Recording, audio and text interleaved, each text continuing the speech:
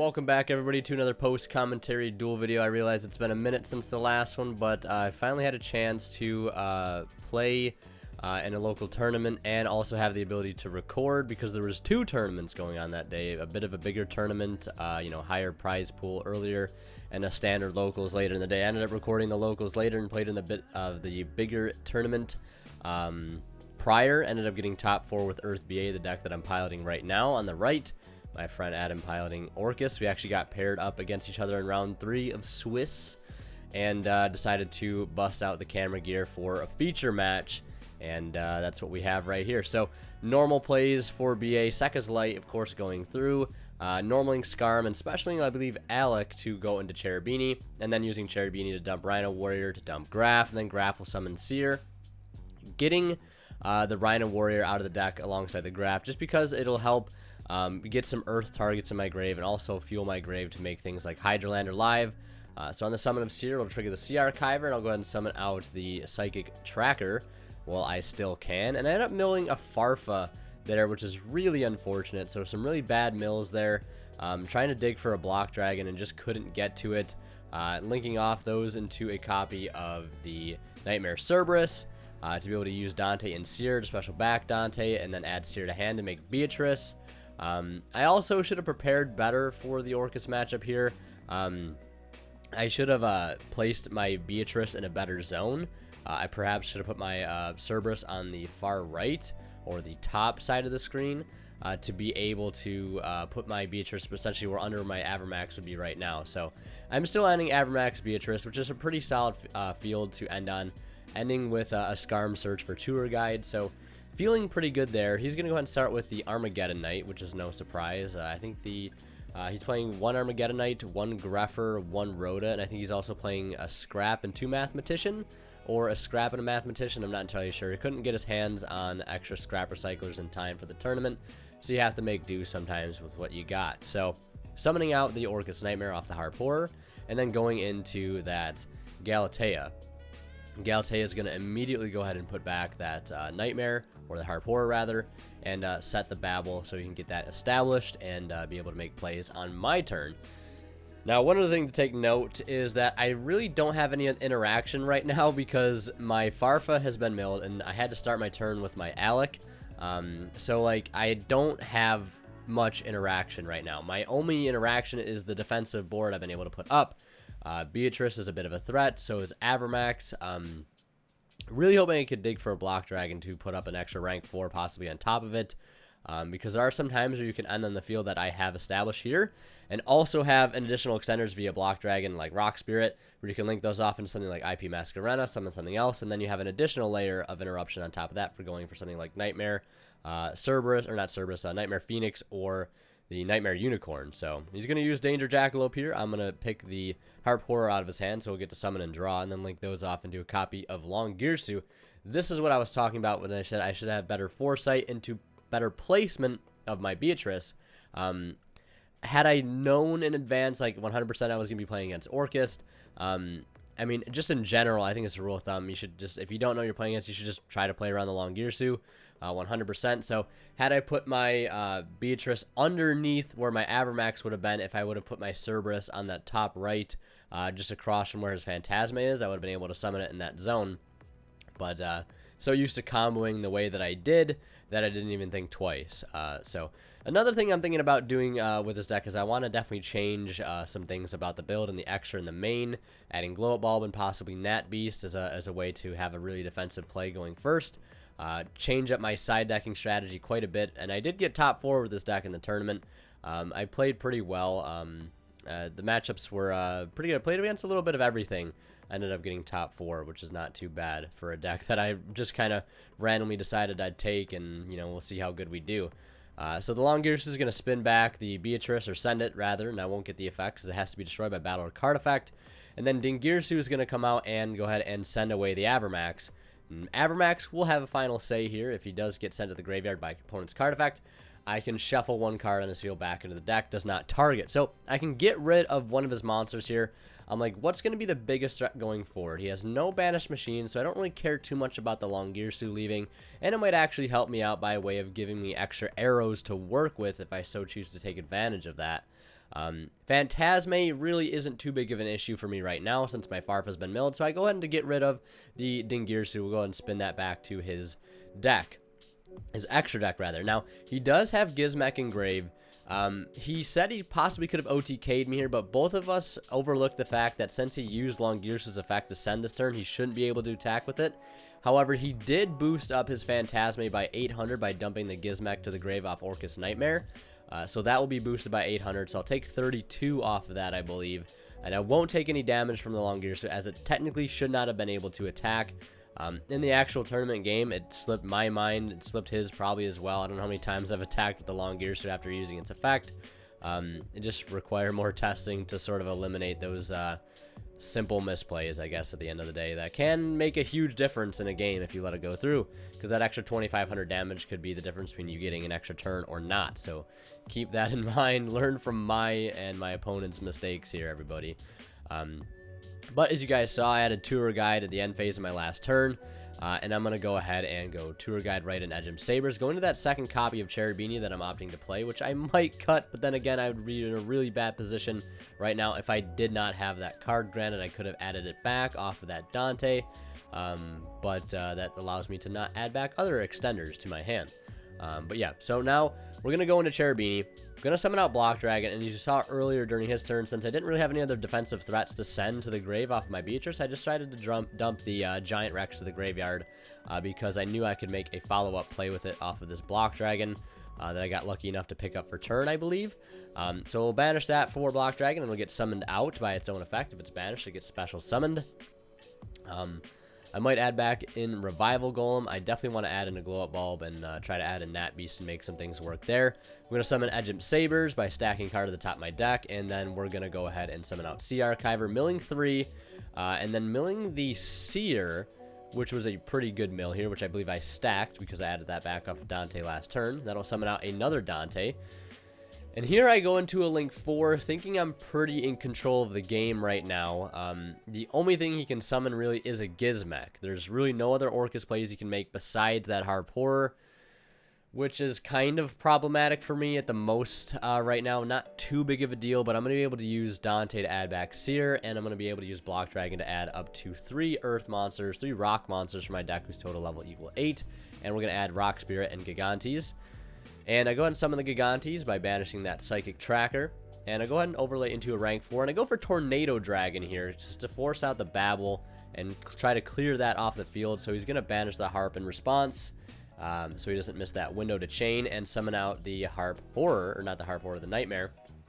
I should have maybe gone for Dweller, not entirely sure. And we're going to summon out Block Dragon one more time because it is not a hard once per turn at all. I can use that card as many times as I have materials to do so.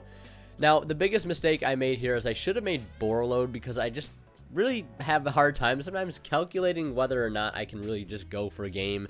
And even if this, push would result in not game, Borrelsword, in some cases might still be the correct play, because it just puts on so much pressure where if he doesn't answer me next turn, it's 100% going to be game. But I should have made Borreload 100%, take his Longirsu and then swing in with everything else, and have a bit more leverage so he can't just target it next turn and destroy it like you'll see later on. But yeah, so I clear most of everything off his field. I could have made that second attack with Borreload to get the Symbol Skeleton into his graveyard, but I decided against doing that. Whether or not it was the best idea, maybe I was being a bit too conservative when I should have been more aggressive and just clearing that, his field entirely. Again, who knows how much of a difference it would have made. Definitely some mistakes on both our behalfs in this match here, but that's why testing is very, very important. So he's going to start off Dark Grepher, specialing it by discarding that World Wand. And then this is, again, a reason why I should have made the Borreload, because the Gizmek is just going to pop it, pop the Borrelsword, which I do chain to turn my Block Dragon to defense. But had that been Borreload, it doesn't matter. Like, he can't target it with monster effects. I have his Longirsu on the right side of my Tornado Dragon, ideally, and I'm in a better spot than I am right now. Still having Borreload on field, still having like 2 additional bodies that he's going to have to try to work his way through. I'm at 48, he's at 49, so both of us like seemingly on the verge of an OTK against the other. So like having that Borreload would have given me a lot of leverage, I feel, and I definitely just didn't see the play. I just went for the over-aggressive Borosword without even thinking, and it probably just was going to be the nail in the coffin, essentially. So he's going to go ahead and link off now into a, I believe, another Galatea here, because he wants to go ahead and recycle some things back into the deck and go ahead and, you know, get some cards in return. So he's going to use World Wand, summon out Harp Horror, and then he's going to use Galatea to recycle the World Wand to go ahead and set an Orcust spell or trap. He does have a Babel Engrave, so he technically doesn't need to get the additional one from his deck. He's going to go ahead and send now for the Climax, or not the Climax, the Babel. And he's going to set the Climax off of the Galatea. Now, I also make some questionable plays here. He's going to go into battle phase. Not yet, actually, but he's going to go into a Link 4, which is going to be Borosword Dragon of his own. And then he's going to use some more effects in the graveyard here. Symbol Skeleton to bring out Longirsu there in that center zone, which will point to my extra monster zone that he does not control yet, so that will give him some leverage. Normal Summoning Mathematician. Again, right here, the reason why you should play Scrap Recycler. He goes to send World Wand. I'm like, you can't do that. One thing I actually did catch there, so he's going to go ahead and have to send Harp Horror instead. Settle for that. And I still have Tornado Dragon. I still have a Dante. I still have Block Dragon. So clearing my field will result me in resources. I'll get to add potentially 3 cards from my deck to my hand, from my deck / graveyard to my hand, if he goes ahead and clears this field. He's going to go into Girsu and sending the Block Dragon, and I'll, as a result, get to search again up to 3 rock monsters who total level equal 8.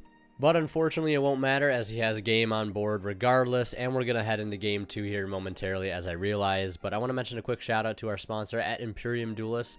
That is where this beautiful playmat is from. It is on their website alongside other amazing playmats and sleeves. You can use my discount code down in the description of this video to save 10% off at checkout your entire order. And if you want to buy anything off of TCG Player, any singles or sealed product, use my affiliate link down in the description below as well to help support me and the channel in the process. Just check out using that link and I'll receive a small portion of the revenue from your purchase. He's going to start with Greffer, and I have to chain the Lancia here because I just can't afford him to go any further. I don't want him to be able to get access to any Orcust spells or traps off of Galatea by having things banish. I don't want to wait any longer. He's going to use Monster Reborn, which will put him up to 3 summons because I do have Nibiru in hand. That's 4 right there, and he's going to go ahead and play around the Nibiru pretty well here, staying under 5 summons, and it looks like he has hard opened a set of the Orchestrated Crescendo.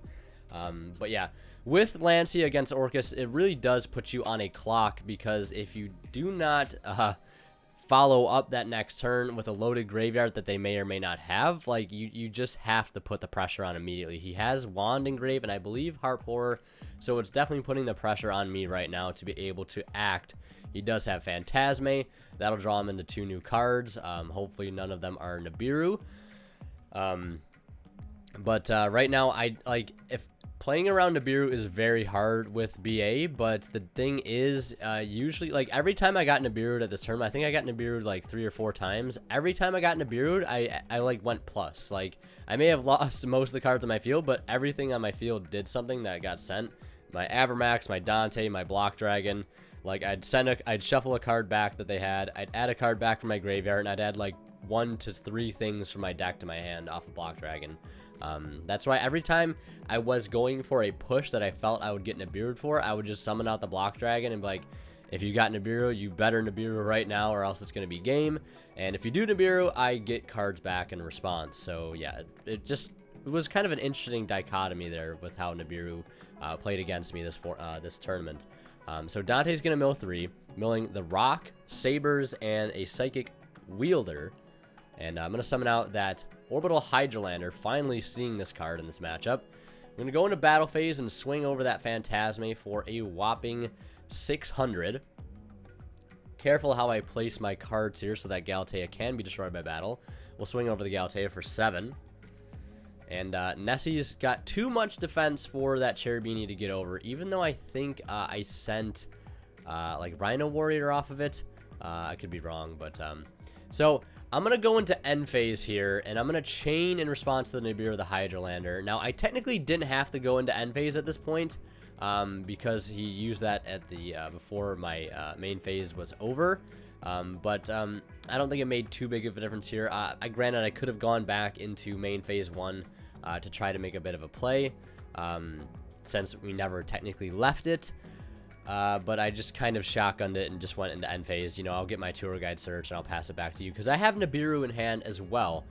This is one of those matchups where, you know, Nibiru is a very prevalent threat for both players. This is a matchup where the card is extremely relevant, and you kind of have to respect it.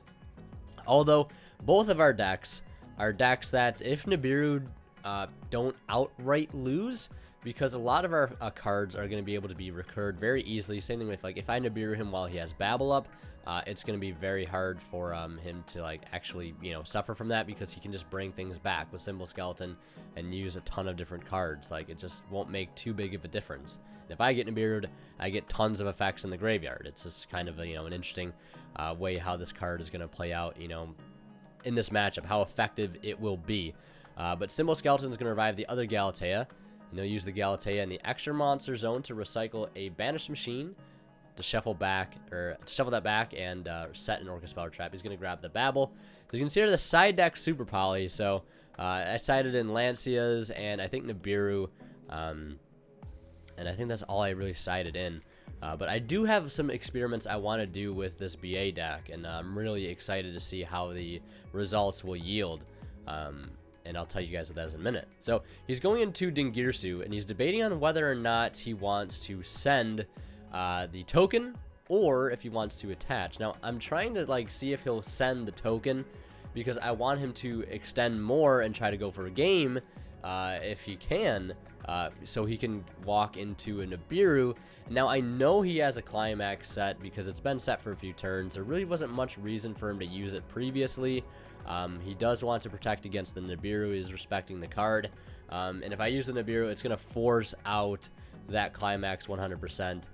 So he's going to Foolish Burial for the World Wand. And then he's going to use World Wand immediately to go ahead and summon out what might be Orcust Nightmare. Yep, it's going to be Orcust Nightmare. So he's going to summon that out. And he's going to go ahead and try to enter battle phase here. I'm going to Nibiru. He flips up the Climax, no doubt. And swings in for 18 and a whopping 26, dropping me down to 36.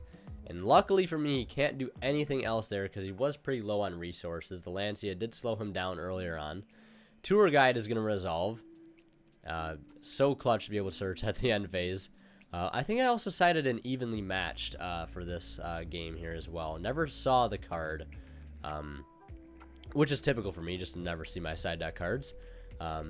Yeah, but then we're going to go into Sea Archiver off of that Tour Guide, go right into Cherubini, and go ahead and use Cherubini's effect to send Farfa, because I really don't have, like, other extenders that I can get. Like, if there was another Graph, maybe if a Graph was at 2, I would love to send a second Graph to summon out another BA to trigger out some other cards.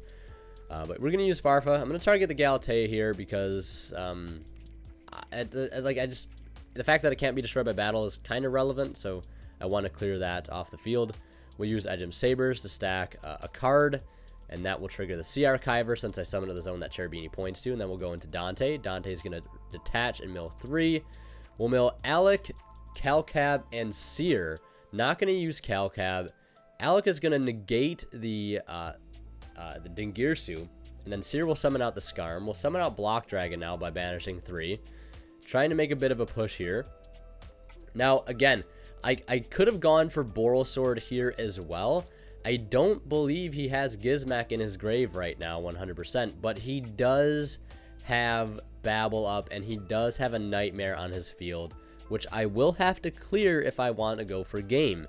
The Orcust Nightmare also can't be destroyed by Link monsters, by battle, by Link monsters. So I'm going for the route of the Avermax play right now, so I can link off the Block Dragon and grab 2 more Earths from my deck, like Gigantes, and then I go for the Avermax. Now, I could have summoned the Gigantes and crashed it into Dingirsu to blow up all spells and traps on the field, but I felt as though that wouldn't be too necessary. And again, like if I would have gone for Boral Sword here, I think it might have been game. It's hard to tell because like I would have linked off the Cherubini, the Scarm, and the Block Dragon for the Boral Sword, and then gotten my search and have Boral Sword, Double Gigantes, Dante, and you know, swing into Dingirsu for 3k. I still do that regardless with the Avermax here, but Dante over the Nightmare. And I guess one other thing I could have done is instead of leaving the Double Gigantes there, I could have made the Boral Sword and then overlaid for Tornado Dragon, destroyed the Babel, and then gone into battle phase, swung for 3k, attacked over that, attacked for 21, and then turned to defense and attacked again for a lot of damage. I think that would have outright won me the game. And it's just really frustrating that I didn't see that line of play at the time, because we were about to go into time, so I was trying to rush a bit here and play faster, so we wouldn't result in a draw, because this game 2 is taking a incredibly long time. So main phase 2, I just go into Dweller and decide to, like, you know, just try to shut him off for a turn from the grave, since I cannot access like Lancia as easily as I can access Dweller. So Dweller, a sort of easily accessible floodgate in this matchup, and I'm gonna go for, you know, detaching the Dweller, and he's got the return. I also chain the Lancia because again, there's like not much time left on the clock, so like I'm just burning everything I have right now to make sure that he can't do anything, and I'm just hoping it's gonna be enough, because if it's not enough, well then what can you do? Dweller, Lancia, I'm hoping it's enough. So he's going to go into Dingirsu, and he's debating on whether or not he should use the effect to send or attach. He does use the attach effect, and he just did not see this at the time. He's going to go into battle phase, forgetting the effect that Avermax has, where he can only attack Avermax. He tries to swing over Dweller for what would be game, but he cannot. He has to attack Avermax if he's going to attack.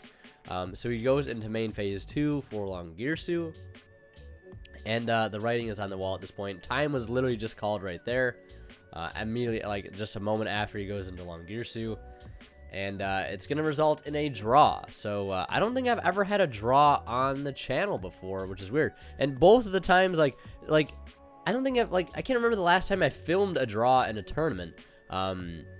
It's weird because like it's just we did get a bit of a 5-minute time extension because I had to set up the camera and everything. But it was like I recorded 2 draws at this locals the other day, and I don't think I recall filming a draw before, which is weird. 2 draws in the same day on camera, but you know, it is what it is. We were debating here like whether or not he could have done the 100 damage to make it a hard tie. Because he didn't normal summon yet, and he had Heart Pourer in hand. He was saying like, you know, I could have, you know, used Ningirsu to send the Avermax. Well, then I send the or shuffle the you know, the Ningirsu back into the deck, and he can attack over the Dweller for 100 since I left it in attack position, and make like Longirsu to follow up, which it still has 25. Like it either ends in me winning and making it a draw, or he hits me for 100 and we're both at 35 and it's a hard tie. So like it just, I don't see it playing out either way. I think I definitely could have won the previous turn with Boral Sword, Tornado Dragon. I just did not see the play. I just did not see the play because like I hadn't been testing this matchup that much. You know, I still need some tweaking in the main and extra to get the deck where I really want it to be. Because I feel like Earthbia has a ton of potential, man. My matchups were Thunder Dragon round 1, I won 2-0. Then I played Infernoid, won 2-1.